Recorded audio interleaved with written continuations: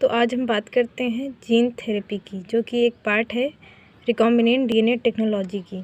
यानी कि gene therapy क्या है, वर्ड से सबसे पहले इसके हम वर्ड से समझते हैं। जीन थेरेपी यानी जीन का ट्रीटमेंट। इसमें क्या होता है, हम फॉर एग्ज़ाम्पल किसी पर्टिकुलर इंसान को अगर कोई बीमारी है तो हम उसे सर्जरी ड्रग्स ना देकर उसकी जेनेटिक मेकअप में चेंज करते हैं।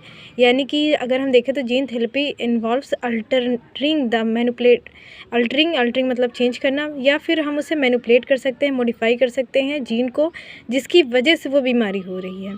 जैसे कि फॉर एग्ज़ाम्पल एबनॉर्मल जीन है कोई ह्यूमन जीन या किसी ऑर्गेनिज्म की जीन, तो उसको जीन थेरेपी करके हम उसे नॉर्मल जीन बना सकते हैं।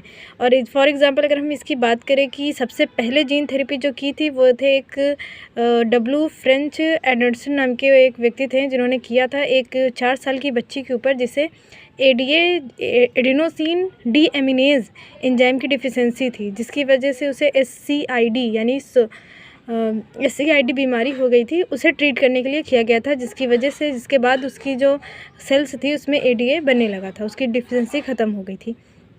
अब अगर हम देखें तो जीन थेरेपी हम कैसे कैसे कर सकते हैं, तो एक हम कर सकते हैं रिप्लेसिंग के थ्रू, एक कर सकते हैं इनएक्टिवेशन के थ्रू, एक कर सकते हैं रिपेयरिंग के थ्रू। रिप्लेसिंग मतलब से क्या है, रिप्लेस कर देना, यानी कि जो जीन ख़राब है या फिर जिसकी वजह से डिजीज़ हो रही है उसको हम रिप्लेस कर दें न्यू जीन से या फिर अच्छी जीन से। इनएक्टिवेशन यानी कि जो जीन डिजीज़ काज करे उसे इनएक्टिवेट कर दें, साइलेंट कर दें या नॉकआउट कर दें। वैसे रिपेयर, अगर हम उसमें कुछ मॉडिफिकेशन कर सकते हैं, उसे रिपेयर कर सकते हैं, तो उसे रिपेयर कर दें।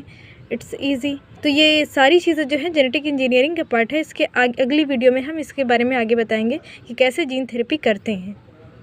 और SCID का फुल फॉर्म अभी हमें याद नहीं है, तो आप लोग देख लीजिएगा, बट SCID उसे बीमारी हो गई थी।